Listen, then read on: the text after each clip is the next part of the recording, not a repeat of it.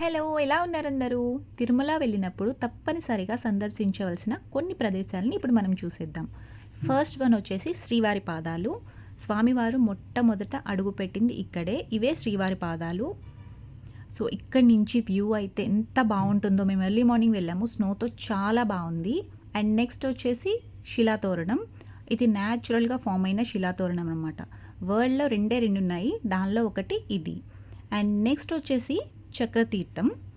విష్ణుమూర్తి ఆయుధమైన సుదర్శన చక్రం కారణంగా ఈ చక్రతీర్థం ఏర్పడింది అని భక్తులు నమ్ముతారనమాట. సో, ఇది చక్రతీర్థానికి వెళ్ళే వే. కొంచెం నడవాల్సి వస్తుంది. అండ్ నెక్స్ట్ వచ్చేసి ఆకాశగంగా.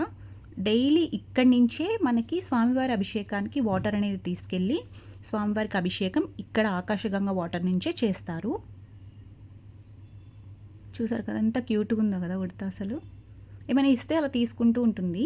అండ్ నెక్స్ట్ వచ్చేసి వేణుగోపాల స్వామి టెంపుల్. ఇక్కడ వేణుగోపాల స్వామి టెంపుల్కి పక్కనే హాతీరామ్ బాబా గారి జీవ సమాధి కూడా ఉంది. హాతీరామ్ బాబా గారు శ్రీవారితో పాచికలాడిన ప్రదేశం ఇదే అనమాట.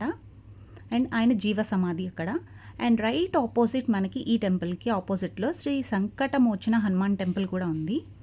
ఇదే ఆ టెంపుల్. అండ్ నెక్స్ట్ వచ్చేసి నా ఫేవరెట్ జపాలి.